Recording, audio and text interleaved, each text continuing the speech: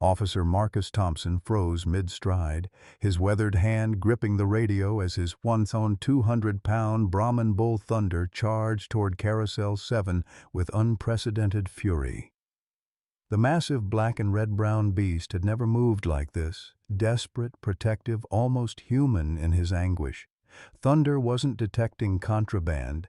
He was crying real tears that streamed down his enormous face as he positioned himself over an unmarked black suitcase. Airport security scattered like startled birds, their shouts echoing off the terminal walls while passengers pressed against windows, cell phones capturing the chaos. Dorothy Wilson dropped her mop bucket, sudsy water spreading across polished floors as 45 years of airport experience told her something catastrophic was unfolding. Marcus saw his late daughter Anna in Thunder's protective stance, the same fierce determination she'd shown defending smaller children from bullies. "Clear the terminal!" Marcus barked into his radio, though his heart whispered a different truth. What had Thunder found that could make a gentle giant weep? And why did Marcus feel like everything, his career, his sanity, his last chance at redemption, hung in the balance of whatever lay hidden in that silent, ominous suitcase? Leave a like and share your thoughts in the comments along with the city you're watching from now. Let's continue with the story. Marcus Thompson had seen enough broken things in his 58 years to recognize when something couldn't be fixed. His marriage hadn't survived Anna's disappearance 6 years ago. His faith had crumbled along with his wife's accusations that he'd failed their daughter. But Thunder had been different. The bull had arrived at his doorstep broken too, a beaten calf rescued from an illegal fighting ring, and somehow they'd healed each other in the quiet spaces between grief. Now, watching his 200-pound partner refuse to leave that suitcase, Marcus felt the familiar ache of helplessness settling in his chest. Thunder had never shown this behavior before, not in 2 years of contraband detection work, not in the countless hours they'd spent together on Marcus's small ranch outside Houston.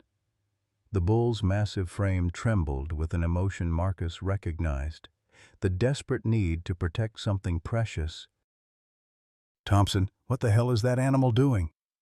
Airport Director James Crawford's voice cut through the chaos, his pressed suit and corporate scowl representing everything Marcus had grown to despise about modern law enforcement. Crawford had made it clear from day one that the livestock detection program was a public relations stunt, a way to show the community that Houston's airport embraced Texas heritage while maintaining cutting-edge security. Dorothy Wilson approached slowly, her 72-year-old frame moving with the careful dignity of someone who'd spent 45 years cleaning up other people's messes. She carried a red apple in her weathered hand, her daily offering to Thunder, a ritual that had begun the first week the bull arrived at the airport. "That bull's trying to tell us something, Marcus," she said, her voice carrying the quiet authority of someone who'd witnessed decades of human folly. "In all my years here, I've never seen him act like this." Thunder's dark eyes met Marcus's across the baggage claim area, and for a moment, time seemed suspended. The bull's tears had stopped, but his protective stance remained unwavering. His massive head lowered toward the suitcase, nostrils flaring as he processed scents that human technology couldn't detect. The contrast was stark. 200 pounds of pure Texas muscle standing guard over a piece of luggage that looked ordinary to everyone else. Marcus's radio crackled with demands for updates, protocols, explanations. But all he could think about was Anna's last diary entry, words he'd memorized during countless sleepless nights. "Daddy, Thunder and you are my heroes. Heroes don't give up." She'd written those words the day before she disappeared, walking home from school through their safe suburban neighborhood, never to be seen again. The irony wasn't lost on him. His daughter had believed in heroes, while he'd spent 6 years learning that the real world had precious few of them.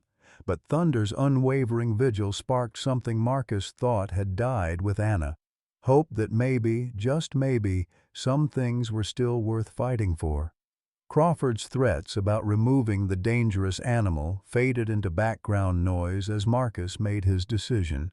Whatever Thunder had found, whatever secrets that suitcase held, Marcus would trust his partner's instincts over bureaucratic convenience. The call came at 6:47 a.m. on what should have been a routine Tuesday. Marcus had arrived early, as always, finding comfort in the pre-dawn quiet of the airport before the chaos of commercial aviation took hold. Thunder grazed peacefully in the small paddock behind the cargo terminal, a compromise Crawford had grudgingly approved for the experimental livestock program. The morning ritual was sacred. Marcus would check Thunder's water, measure his feed, and spend a few minutes in the companionable silence that had become his salvation. But today, Thunder was already agitated when Marcus arrived. The massive bull paced the perimeter of his enclosure, his usual calm demeanor replaced by an anxiety that made Marcus's chest tighten with familiar dread. "Easy, boy," Marcus murmured, running his hand along Thunder's flank. The bull's muscles were tense beneath his touch, coiled like springs waiting to release. The radio crackled. "Thompson, we need you and the bull at Terminal C. Got a situation with unclaimed baggage." Terminal C's international arrivals section buzzed with the controlled chaos of early morning flights. Passengers shuffled through customs, dragging wheeled suitcases and carrying the exhaustion of long-haul travel.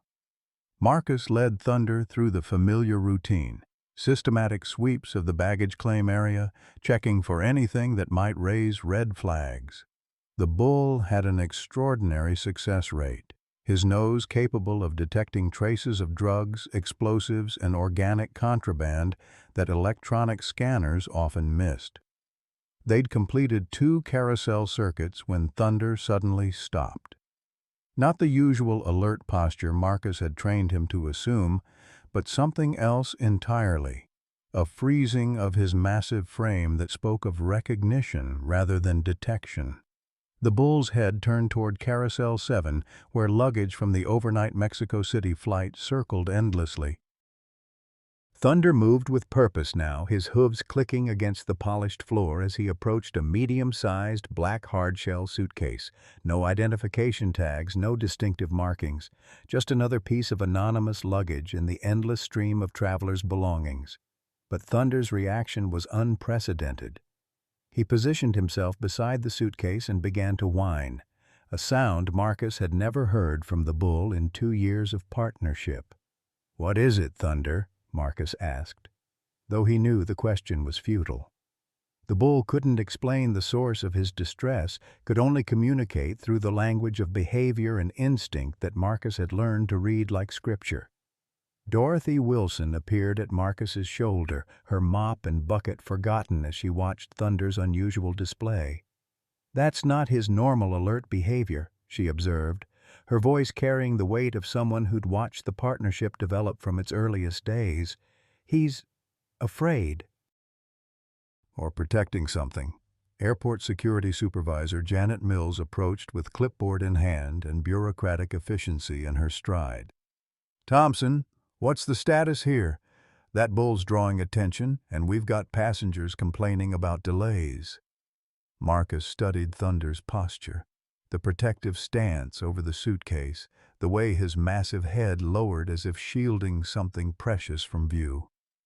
The bull's breathing had changed too, coming in short, anxious puffs that created small clouds in the air-conditioned terminal. "He's showing strong alert behavior," Marcus reported, though the words felt inadequate. "Something about this suitcase has him spooked." Mills consulted her tablet. "Unclaimed baggage from Flight 847, Mexico City origin. Passenger manifest shows it belongs to—" She paused, scrolling through digital records. "Actually, there's no passenger match."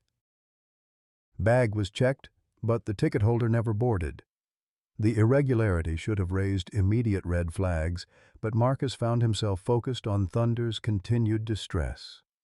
The bull had begun pawing at the floor beside the suitcase, his hooves scraping against tile in a rhythm that spoke of urgent communication. Other passengers had begun to notice, pointing and whispering as the massive animal's behavior grew increasingly agitated. "We need to follow protocol," Mills continued. "Unclaimed international baggage gets held for 72 hours, then processed for disposal if no one claims it." "Something's wrong," Marcus said, the words emerging from a place deeper than professional training. "Thunder doesn't act like this. In 2 years, I've never seen him display this kind of behavior." Dorothy moved closer to the suitcase, her custodial instincts drawing her toward the source of disturbance. "Look at his eyes," she said softly. "That's not detection behavior.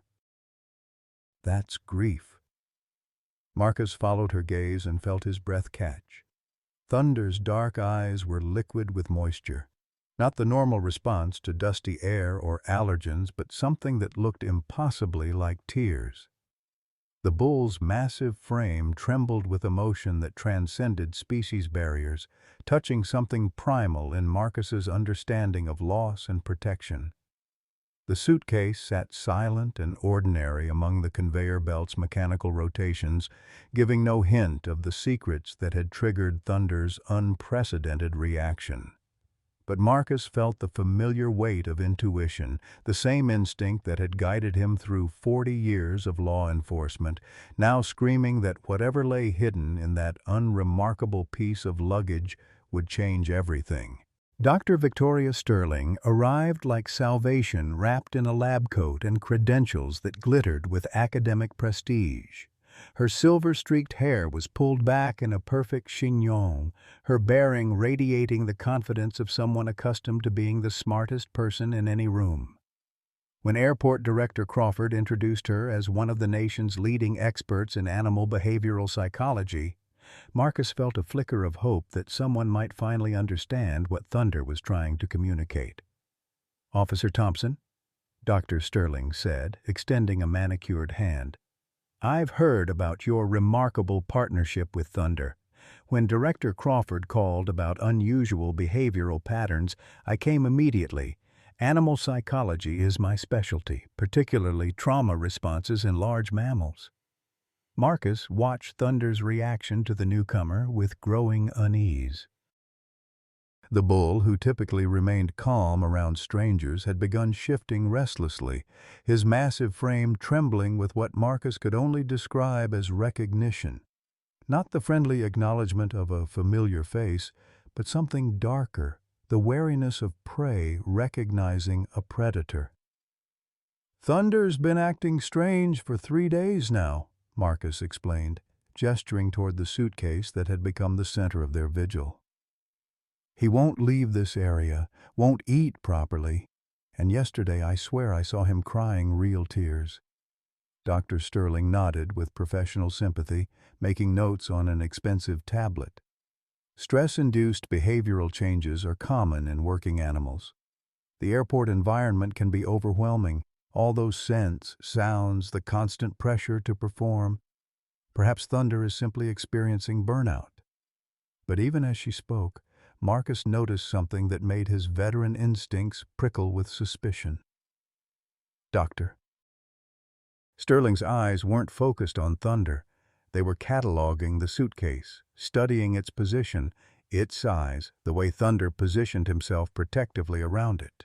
Her questions seemed less about animal welfare and more about gathering intelligence. Dorothy Wilson, who had been quietly observing from her custodial station, approached with her usual directness. "Doctor, I've been watching that bull for 2 years. This isn't burnout. This is grief. The kind of grief that comes from recognizing something terrible." Dr. Sterling's smile never wavered, but Marcus caught the flash of irritation in her eyes. "I appreciate your concern, Mrs. Wilson, Dorothy Wilson, and I've been cleaning up after people's messes long enough to recognize when something stinks." The tension in the air thickened as Dr. Sterling redirected her attention to Marcus. "Officer Thompson, I'd like to suggest we temporarily relocate Thunder to a quieter environment. My research facility outside the city has excellent accommodations for large animals. A few days of observation in a controlled setting might help us understand what's triggering his distress." Thunder's reaction was immediate and violent. The bull, who had maintained his protective vigil with gentle determination, suddenly reared back, his massive hooves striking the floor with a sound like gunshots.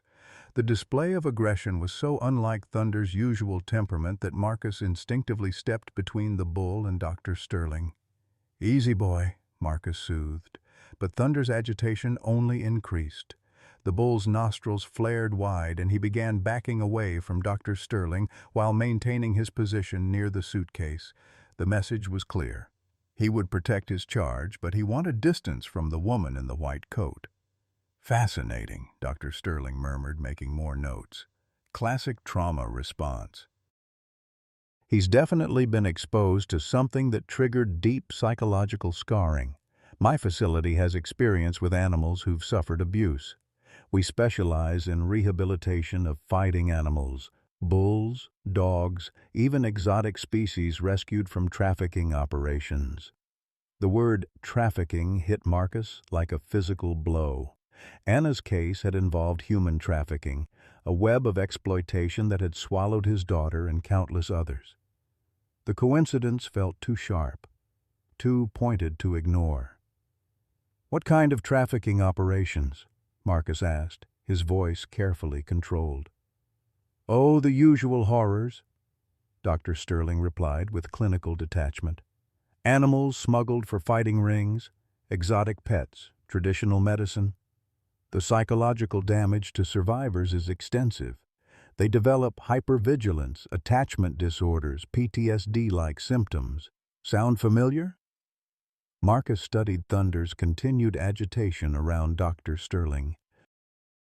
The bull had calmed slightly when she stepped back, but his stance remained defensive, protective.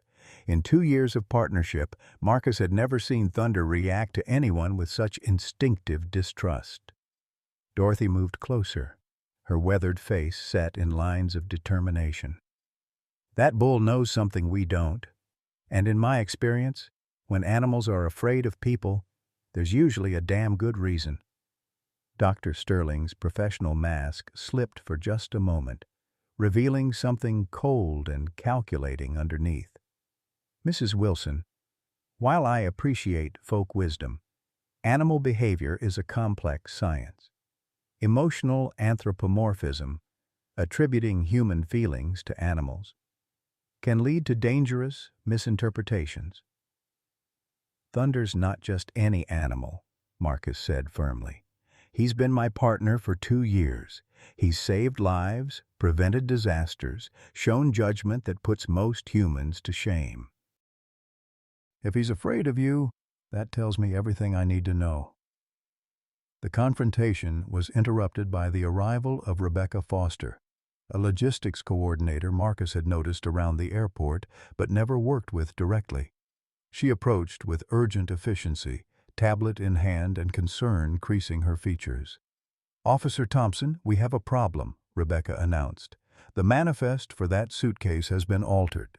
Original customs documentation shows textiles and handicrafts, but someone accessed the system yesterday and added biohazard warnings. The changes were made using Dr. Sterling's research facility credentials." The silence that followed was deafening. Dr. Sterling's composed expression cracked for just an instant, long enough for Marcus to see the predator beneath the professional veneer. Thunder, as if sensing the shift in dynamics, pressed closer to the suitcase, his massive frame creating an impenetrable barrier between whatever he was protecting and the woman who had come to claim it. The revelation about the altered manifest hung in the air like smoke from a house fire, acrid, choking, impossible to ignore. Dr. Sterling's carefully constructed facade began to crumble as Rebecca Foster pulled up more evidence on her tablet, each piece of data another nail in the coffin of deception. "The system logs show multiple unauthorized access attempts over the past month," Rebecca continued, her voice steady despite the magnitude of what she was revealing. "All traced back to Sterling Research Institute. Someone's been monitoring international cargo manifests, specifically shipments with suspicious routing patterns." Marcus felt the familiar chill of a case breaking wide open. The moment when scattered pieces suddenly formed a picture too horrific to comprehend. Thunder seemed to sense the shift in atmosphere, his protective stance over the suitcase becoming even more pronounced. The bull's dark eyes never left Dr. Sterling, tracking her every movement with the wariness of prey recognizing a predator. "This is absurd," Dr. Sterling said, but her voice had lost its earlier confidence. "My research facility works with federal agencies on wildlife trafficking cases. Of course, we have access to cargo manifests. It's part of our mandate to intercept illegally trafficked animals." Dorothy Wilson stepped forward, her custodial uniform giving her an invisible authority that came from decades of observing human nature at its worst. "I've been watching people lie for 45 years, honey. You've got the look of someone whose story's about to fall apart." The truth was, Marcus had been fighting his own doubts about Dr. Sterling since her arrival. The timing had been too convenient, her expertise too specifically tailored to their situation. In 40 years of law enforcement, he'd learned to trust the instincts that whispered warnings in the spaces between logic and intuition. Thunder's unprecedented fear of the woman only confirmed what his gut had been telling him from the start. Rebecca moved closer to the group, lowering her voice. "There's something else. I've been tracking suspicious cargo patterns for months as part of an internal investigation. This suitcase fits a profile we've been watching. Specific routing through certain airports, always unclaimed, always involving Sterling's research credentials." "Internal investigation?" Marcus asked, his cop instincts sharpening. Rebecca's sudden appearance and detailed knowledge suggested she was more than just airport logistics personnel. "FBI," Rebecca admitted quietly. "Undercover assignment tracking an international trafficking network. We've been watching Sterling's operation for over a year, but we needed evidence of active involvement. This might be our break." Dr. Sterling's mask finally slipped completely, revealing the cold calculation beneath her academic veneer. "You have no idea what you're interfering with," she said, her cultured voice taking on an edge of menace. "That suitcase contains valuable research specimens that could advance our understanding of animal behavior in ways that save countless lives." Thunder's reaction was immediate and violent. The massive bull charged forward, not at Dr. Sterling, but positioning himself as an even more impenetrable barrier between her and the suitcase. His hooves struck the terminal floor like thunderclaps, and for the first time since Marcus had known him, Thunder's gentleness gave way to something primal and dangerous. "Thunder, easy," Marcus commanded, but even as he tried to calm his partner, he felt a surge of protective fury that matched the bull's intensity. Whatever was in that suitcase had triggered responses in Thunder that spoke of trauma, recognition, and desperate protectiveness. Dorothy moved to Thunder's side, her weathered hand resting against his flank. "He knows her scent," she said with quiet certainty. "Animals don't forget the smell of someone who's hurt them. Do you, boy?" The pieces clicked together in Marcus's mind with sickening clarity. Thunder's unusual behavioral training, his extraordinary sensitivity to certain scents, his immediate recognition of Dr. Sterling, it all pointed to a connection between his partner and the woman who now stood exposed as something far more sinister than a concerned researcher. "You experimented on him," Marcus said, the words emerging as both accusation and dawning horror. "When he was younger, when you claimed to be rehabilitating fighting animals, you were using them for something else." Dr. Sterling's laugh was brittle, devoid of warmth. "Rehabilitation is such a limited term. I prefer optimization." Thunder was part of a research program designed to understand trauma responses in large mammals. His unusual sensitivity to human pheromones, his ability to detect emotional distress, those weren't natural talents. They were enhanced through carefully controlled exposure to various stimuli. The clinical description of what had been done to Thunder made Marcus's vision blur with rage. His gentle giant, his faithful partner who had become his salvation after Anna's death, had been tortured in the name of science.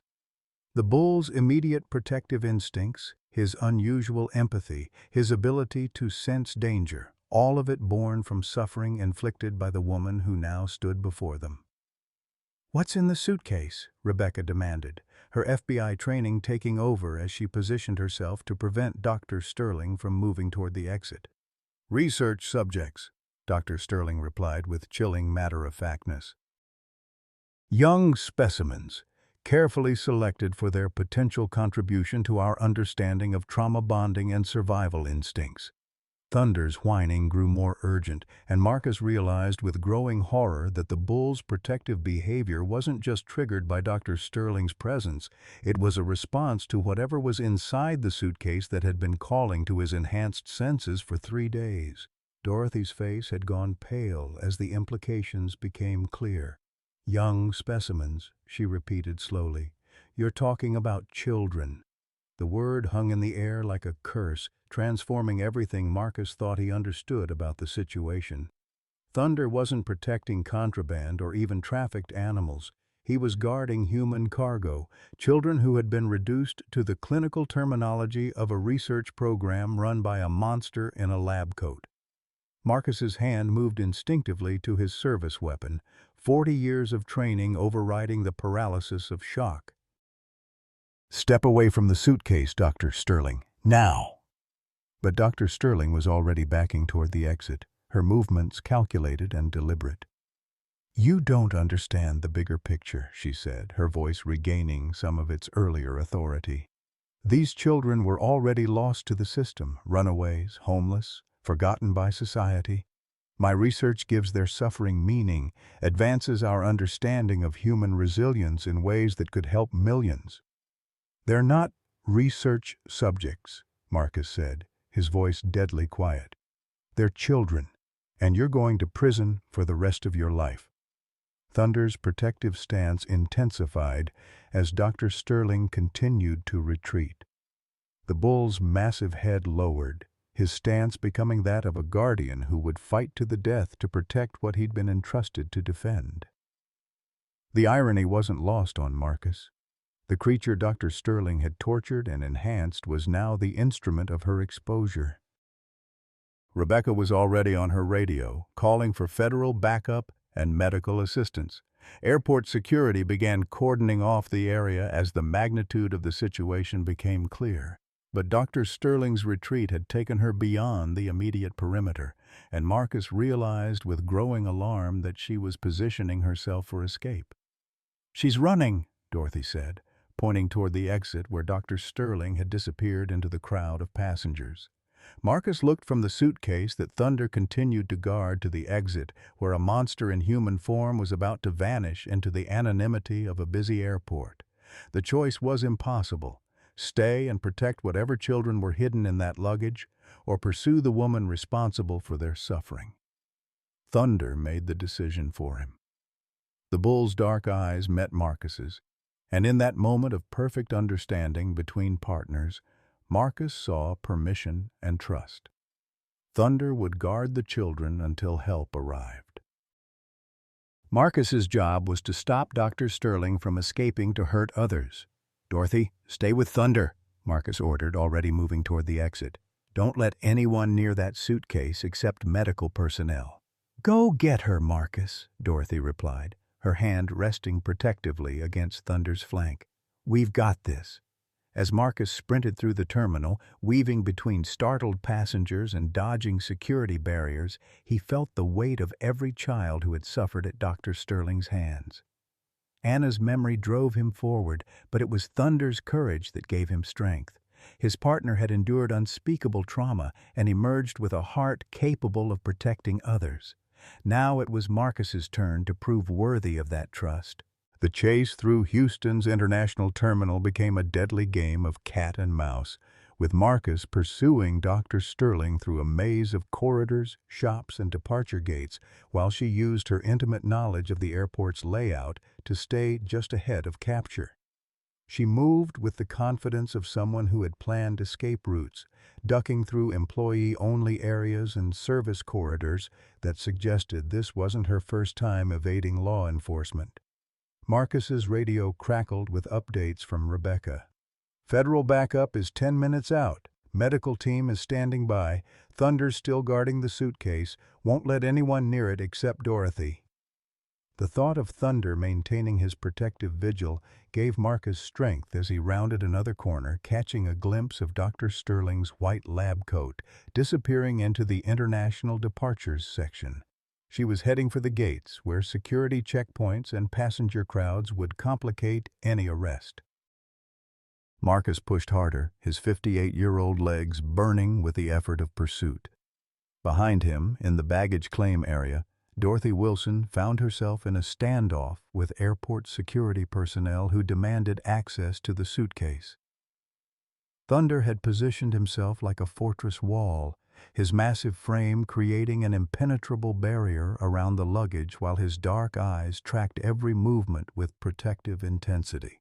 "Ma'am, we need you to move that animal," Security Supervisor Mills insisted, her bureaucratic authority wilting under Thunder's unwavering stare.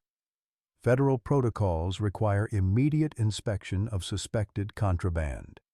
"That bull's protecting something precious," Dorothy replied with the quiet dignity of someone who had witnessed 7 decades of human foolishness. "And after what we just learned about Dr.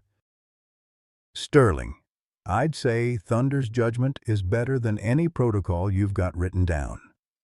Thunder's behavior had shifted into something Dorothy had never seen before, not the trained alertness of detection work, but the primal protectiveness of a parent guarding young.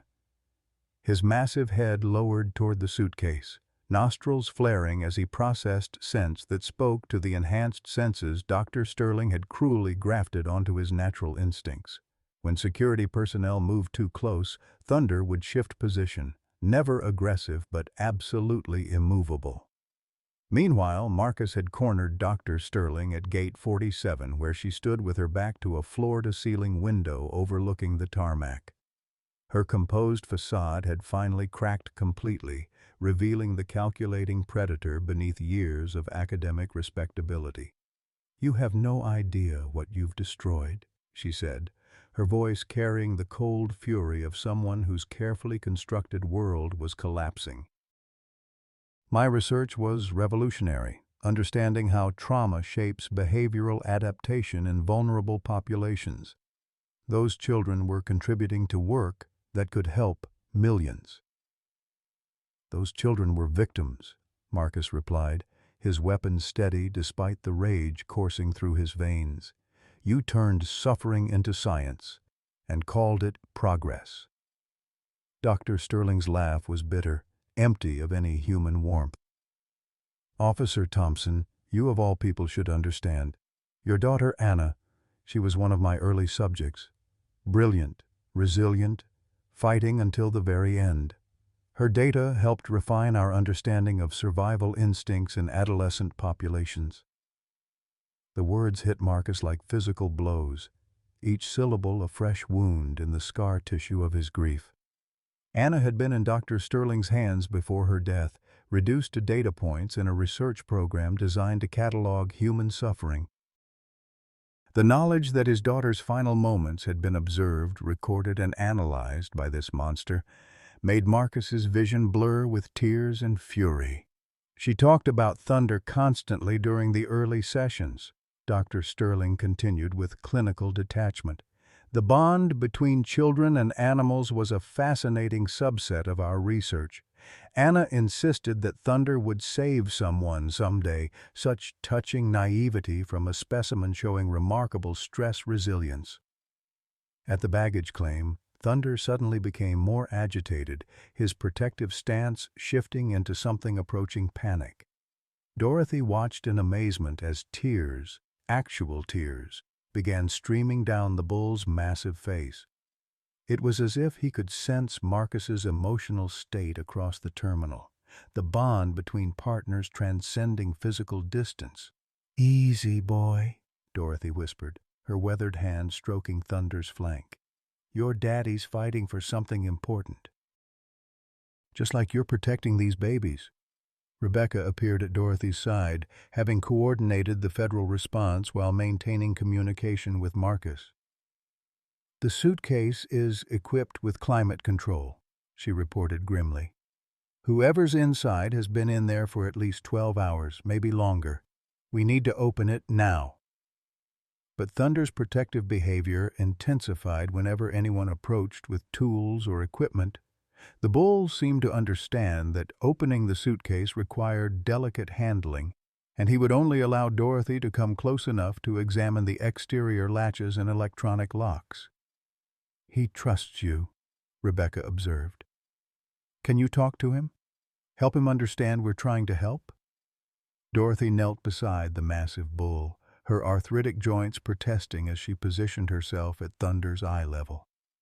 Listen to me, boy, she said softly. I know you're scared. I know you remember what that woman did to you. But these babies need help, and we're the good guys. Thunder's dark eyes met hers, and Dorothy saw intelligence there that transcended species barriers. The bull's breathing slowed slightly, his protective stance relaxing just enough to allow Rebecca and the medical team to approach with cutting tools designed to open the suitcase without causing additional trauma to whoever was inside. Back at Gate 47, Dr. Sterling had maneuvered herself closer to the jetway entrance, where an outbound flight to South America was preparing for departure. Your daughter died believing in fairy tales, she said, her voice designed to inflict maximum psychological damage. Thunder the hero bull, Daddy the brave policeman. She called for both of you at the end, you know. Neither of you came. Marcus felt something break inside his chest, a final wall of denial crumbling under the weight of truth he'd spent 6 years avoiding. Anna had died alone in the hands of monsters who saw her as nothing more than research material. But even as grief threatened to overwhelm him, Marcus heard Thunder's voice in his memory. Not the bull's actual voice, but the silent communication that had sustained their partnership through 2 years of shared purpose. Thunder had been tortured, experimented on, traumatized in ways that should have broken any creature's spirit. Yet he had emerged with his capacity for love and protection intact, strong enough to guard children who reminded him of the girl who had first shown him kindness. Anna's belief in Thunder hadn't been naive. It had been prophetic. You're right about one thing, Marcus said, his weapon never wavering. Anna believed Thunder would save someone, and he has. He's saving those children from you. Dr. Sterling's confidence faltered as airport security surrounded the gate area, cutting off her escape routes. Federal agents had arrived, their presence transforming the standoff from a local law enforcement matter into a federal case that would follow her wherever she tried to run. Dr. Victoria Sterling, Rebecca's voice came over the terminal's public address system. You are under arrest for human trafficking, child endangerment, and multiple violations of federal law. Surrender immediately. At the suitcase, Thunder's protective vigil finally reached its resolution as Dorothy spoke to him in the gentle cadence of someone who understood that healing required trust. These babies need us, Thunder, just like you needed Marcus when you were hurt and scared. Can you let us help them? The massive bull stepped aside, his movement careful and deliberate. As the medical team began the delicate process of opening the climate-controlled suitcase, Thunder positioned himself where he could watch over the proceedings while maintaining his guardian role. Dorothy remained at his side, her presence a bridge between the traumatized animal and the humans working to save whatever precious cargo he had protected for 3 desperate days. The first latch clicked open with a sound that echoed through the terminal like a door opening between worlds, one where children were commodities in a research program, and another where they would finally be safe under the protection of a bull who understood the true meaning of courage. The suitcase opened like a tomb, releasing its secrets, and what emerged broke every heart in that terminal. 7 children, ages ranging from 6 to 14, lay crammed in a space designed for luggage, their small bodies contorted into impossible positions. They were unconscious, breathing shallowly, their faces bearing the pallor of prolonged confinement and chemical sedation. But it was the smallest one, a girl who couldn't have been more than 7, who made Dorothy Wilson cover her mouth to stifle a sob. The child looked exactly like Anna had at that age. Same auburn hair, same delicate features, same innocence that should have been protected instead of exploited. Marcus arrived just as the medical team began extracting the children, and the sight of that little girl drove him to his knees beside Thunder's massive frame. "Emma," he whispered, reading the medical bracelet on the unconscious child's wrist. "Her name is Emma." Thunder's reaction was immediate and heartbreaking. "Yep." The bull lowered his enormous head toward the girl, his breath warm and gentle as he positioned himself to shield her from the harsh airport lighting. Tears continued streaming down the animal's face, a response so human it transcended species boundaries and spoke to the universal language of protection and love. "She's not breathing right," Dr. Sarah Chen, the emergency pediatrician, announced with clinical urgency. "Prolonged sedation, possible organ failure. We need to get them to Children's Hospital immediately." But even as the medical team worked frantically to stabilize the children, it became clear that Emma was in the worst condition. Her lips had a blue tinge, her pulse was thready, and her small chest rose and fell with the irregular rhythm of someone fighting for life itself. The other children, 3 boys and 3 girls, were responding to medical intervention. But Emma remained trapped in a pharmaceutical twilight that threatened to become permanent. Thunder seemed to sense the gravity of her condition. The bull, who had maintained his protective stance for 3 days without rest, suddenly lay down beside the makeshift medical station, positioning his massive body to create a warm barrier around Emma's stretcher. His behavior defied everything Marcus knew about bovine psychology. This was conscious choice, deliberate compassion from an animal who understood suffering intimately.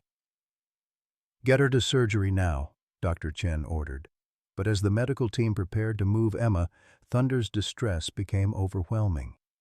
The bull struggled to his feet, following the stretcher with stumbling steps that spoke of exhaustion and desperate determination. "He won't leave her," Dorothy observed, her voice thick with emotion. "That bull knows she's the sickest one." Marcus made a decision that would have been impossible to explain to anyone who hadn't witnessed Thunder's extraordinary protective instincts over the past 3 days. "Let him follow," he told the medical team. "That bull has been guarding these children longer than any of us. He's earned the right to see this through." The procession through the airport was surreal. Medical personnel rushing a dying child toward an ambulance while a 200-pound bull followed with the devotion of a guardian angel. Passengers and staff stepped aside, many filming the unprecedented scene on their phones, but somehow the potential for social media sensation seemed insignificant compared to the raw emotion of the moment. At the ambulance, Thunder's heartbreak became complete. As medical personnel loaded Emma's stretcher, the bull pressed against the vehicle's side, his massive head positioned as close to the child as possible. The sound he made then wasn't quite a moo, wasn't quite a whine. It was pure grief. The cry of a creature who had protected something precious only to watch it slip away. "Thunder," Marcus whispered, his hand resting on the bull's flank.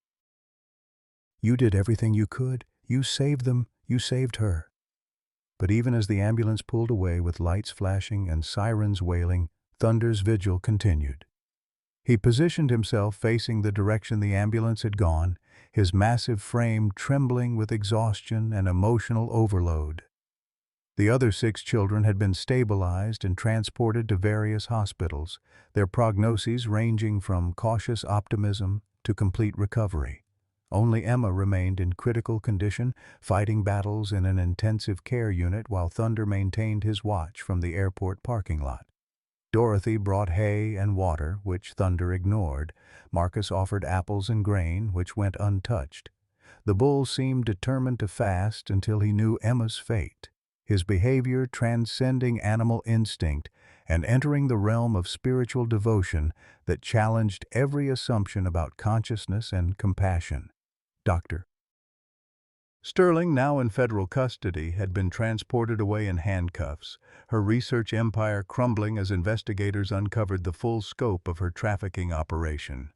But her final act of cruelty continued to unfold in the intensive care unit, where Emma's small body fought against the chemical cocktail designed to keep children compliant during transportation. As night fell over Houston, Thunder remained motionless in the parking lot, his dark eyes fixed on the distant lights of the medical district where Emma fought for her life. Marcus sat beside his partner, both of them united in vigil, both of them understanding that some battles couldn't be won through strength or courage, only through love and the desperate hope that goodness might triumph over the calculated evil that had reduced children to cargo. The call came at 3:17 a.m., cutting through the darkness of Marcus's vigil like a blade through silk. Dr. Chen's voice carried the weight of medical authority tempered by genuine compassion as she delivered the news that shattered what remained of Marcus's faith in justice. "Officer Thompson, I'm sorry. Emma didn't make it. The combination of prolonged sedation and organ failure was too extensive. We did everything we could, but her little body had endured too much."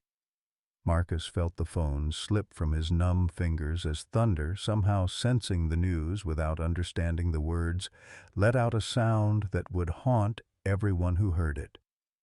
The bull's cry started deep in his massive chest and emerged as pure anguish, the voice of every parent who had ever lost a child, every protector who had failed in their sacred duty. The parking lot became a scene of shared grief as airport personnel, passengers, and media representatives who had been following the story gathered in spontaneous vigil. Thunder collapsed to his knees, his enormous frame shaking with sobs that seemed impossible for an animal to produce. But Dorothy Wilson, who had spent 45 years witnessing human nature at its extremes, knew she was watching something beyond species. She was watching a soul mourn another soul. "That little girl reminded him of someone," Dorothy said softly, kneeling beside Thunder's massive head. "Didn't she, boy? She reminded you of Anna." Marcus's composure, held together by determination and duty for 6 long years, finally crumbled completely. The parallels were too painful, too precise to ignore. Anna at 7 had possessed the same auburn hair, the same delicate features, the same innocence that should have been protected instead of exploited. Emma's death became Anna's death all over again, forcing Marcus to confront the terrible truth he'd spent years avoiding. He had failed them both. "I couldn't save her," he whispered, his voice breaking like ice under pressure. "I couldn't save Anna, and I couldn't save Emma. What kind of protector fails the ones who need him most?" Thunder's response was to struggle back to his feet and position himself beside Marcus, the bull's massive frame providing physical support for a broken man. Despite his own grief, Thunder's protective instincts remained intact. His partner needed him now more than ever. Rebecca Foster approached with updates that felt hollow in the face of Emma's death. "The other 6 children are stable. 3 have been reunited with families who reported them missing. The other 3 are in protective custody while we locate relatives." Dr. "Sterling's network has been completely dismantled. We've arrested 17 people across 4 states.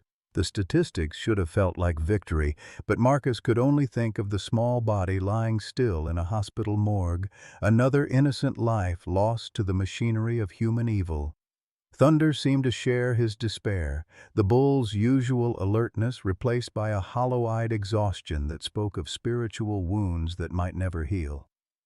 But it was Dorothy Wilson who provided the perspective that began to shift their understanding of what had truly happened. "Marcus, Thunder," she said with the authority of someone who had witnessed 7 decades of human struggle. That little girl didn't die because you failed. She died because someone else chose evil. But 6 other children are alive today because Thunder refused to give up, because you trusted him when everyone else called you crazy. The words felt like empty comfort until Dr. Chen arrived in person, her scrub still bearing traces of the battle she'd fought to save Emma's life. "Officer Thompson, I wanted to tell you something about Emma's final hours." She regained consciousness briefly before the end. "Do you know what she asked for?"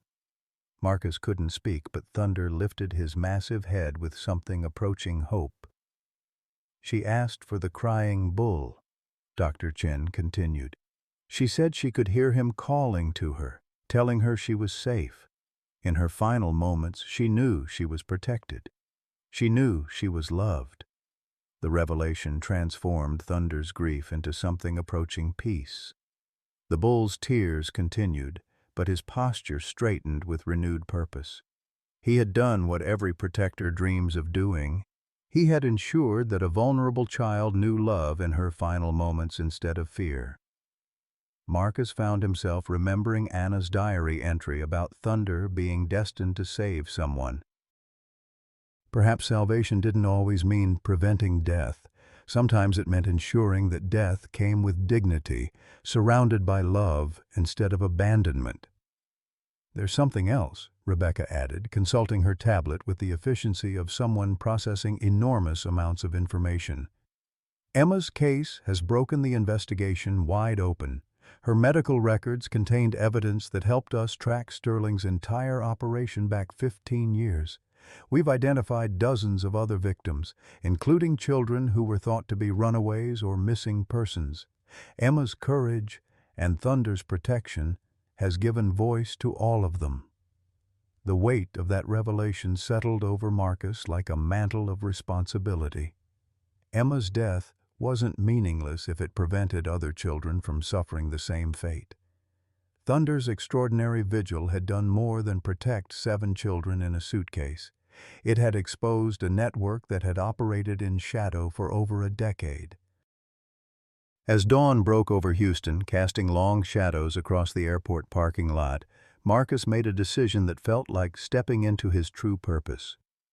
"Rebecca, I want to work this case, all of it. Every victim Sterling's network touched, every child who needs justice. Thunder and I aren't done fighting." Thunder's response was immediate.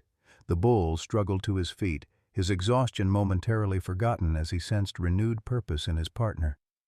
The massive animal's dark eyes held a depth of understanding that transcended training or instinct. He had lost one child, but there were others who needed protection. Dorothy Wilson smiled through her tears as she watched the partnership reconstitute itself around shared mission. "Anna would be proud of both of you," she said simply. "That little girl believed Thunder would save someone someday, and she was right. He saved Emma from dying alone and afraid. He saved 6 other children from that monster. And now he's going to help save all the others." But even as purpose began to replace despair, Marcus couldn't shake the image of Emma's small face, the child who had looked so much like Anna that losing her felt like losing his daughter all over again.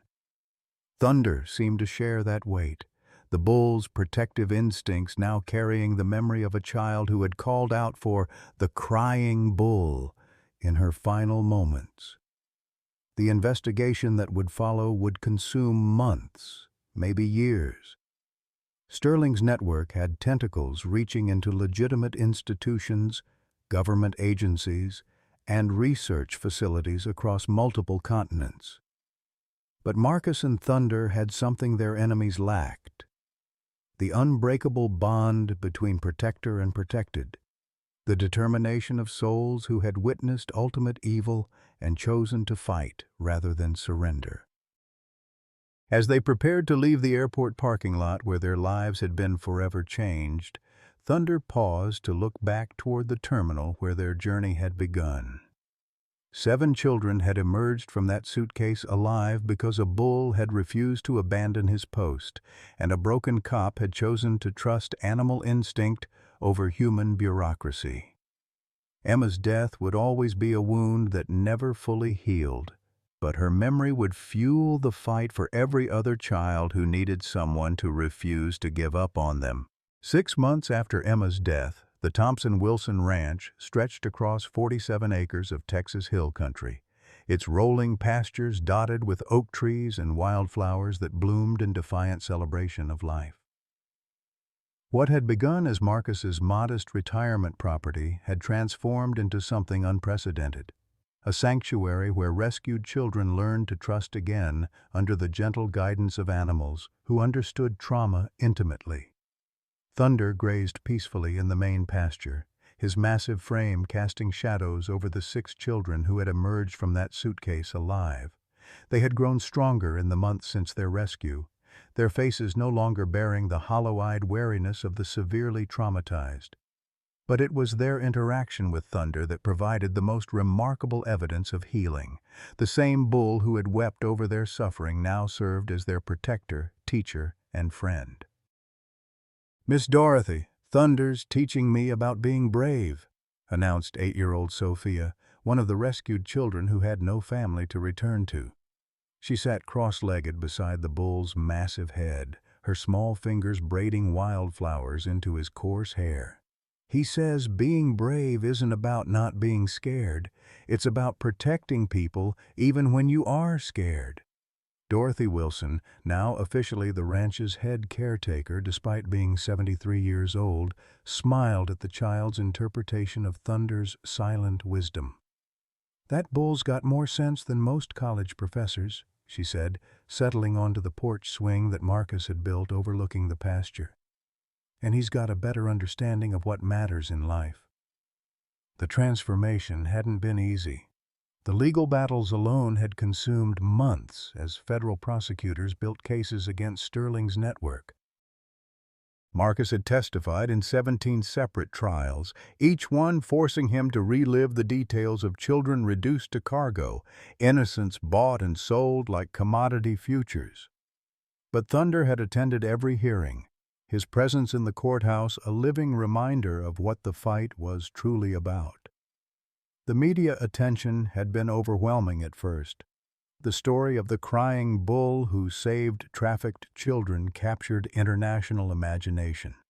Documentary crews, news teams, and talk show hosts had descended on the ranch like locusts, eager to exploit the emotional resonance of animal heroism and human redemption. Marcus had eventually hired a publicist to manage the requests, using the attention to raise funds for the sanctuary while protecting the children's privacy. "Thunder's not performing for cameras," Marcus had told one particularly persistent producer. "He's healing kids who've been through hell." "That's not entertainment, that's sacred work." The ranch now housed 12 children in total, the 6 from the suitcase plus 6 others rescued during the subsequent investigation into Sterling's network. Each child was paired with an animal companion. Rescued horses from racing operations, dogs from fighting rings, cats from hoarding situations. The parallel between animal and human trauma created bonds that traditional therapy had failed to achieve. Rebecca Foster had left the FBI to become the ranch's director of operations, her law enforcement background proving invaluable in navigating the complex legal and social services framework required to operate a residential facility for rescued children. She lived in the converted barn apartment, her presence providing the security and structure that allowed healing to flourish. "The state inspection report came back perfect," Rebecca announced, joining Marcus and Dorothy on the porch as afternoon shadows lengthened across the pasture. Full accreditation for residential care, therapeutic programs, and educational services. We're officially a model facility for trauma recovery." Marcus nodded, but his attention remained focused on Thunder and the children. 10-year-old Miguel was attempting to teach the bull a complicated game involving rope and wooden stakes, while 13-year-old Sarah read aloud from a book about animal psychology. The scene radiated normalcy, children being children, protected and loved and free to explore the world without fear. "Anna would have loved this place," Marcus said softly, his voice carrying the weight of 6 years' grief transformed into purpose.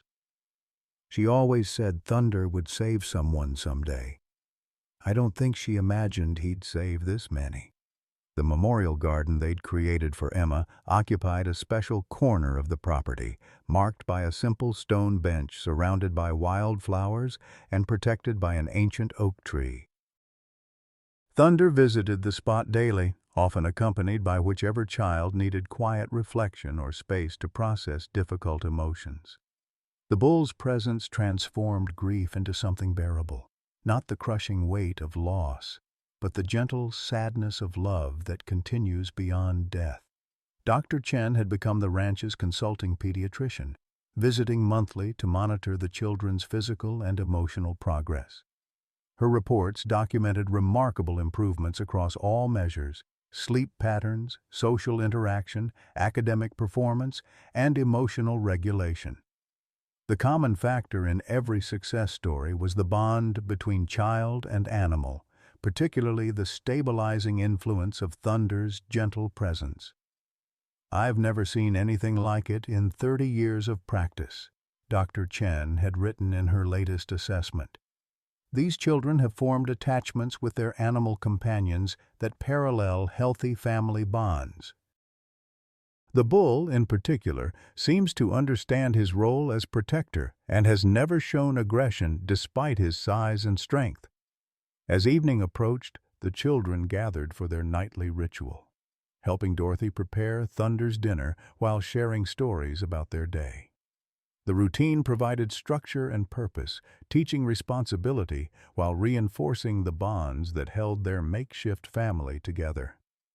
"Thunder, guess what happened in math class today?" Sophia announced, standing on a wooden crate to reach the bull's feed bucket. "Mrs. Patterson said I'm ready for advanced multiplication. Can you do multiplication?" Thunder's response was to gently nuzzle the child's shoulder, his massive head lowering to receive the apple she'd saved from lunch. The interaction was so natural, so filled with mutual affection, that it was easy to forget these were the same creatures who had once been broken by human cruelty. Marcus watched the scene with the satisfaction of someone who had found his true calling. The ranch operated on donations and grants, with Marcus contributing his pension and the proceeds from his book about the investigation.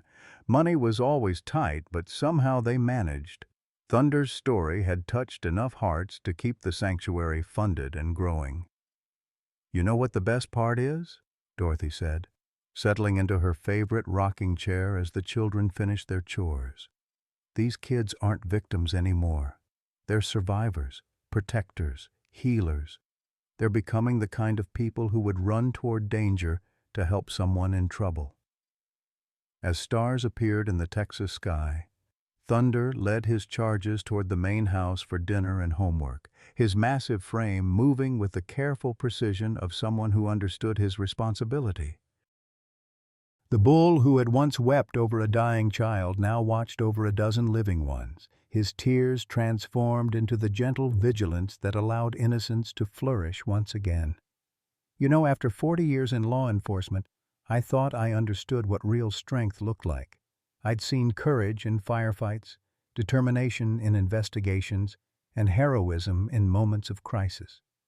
But it wasn't until I watched Thunder, a sound 200-pound bull who had every reason to give up on humanity, choose to protect 7 trafficked children, that I truly understood what it means to be strong. Thunder had been tortured, experimented on, broken by the very people who claimed to help him. Yet when those children needed him most, he stood guard with tears streaming down his face, refusing to abandon them even when it meant risking his own life. That's when I realized something profound. Our greatest victories often come not from what we achieve in our prime, but from how we choose to love and protect others when we ourselves are wounded. Whether you're 55 or 85, whether you feel forgotten by a world that values youth over wisdom, remember this. Your capacity to make a difference doesn't diminish with age. It deepens. Like thunder, you carry within you the power to be someone's guardian angel, someone's last hope, someone's reason to believe that goodness still exists in this world. Questions for reflection. When did you last trust your instincts over what others told you was practical or reasonable? What wounded creature, human or animal, might need your protection and wisdom right now? Please share your thoughts in the comments below.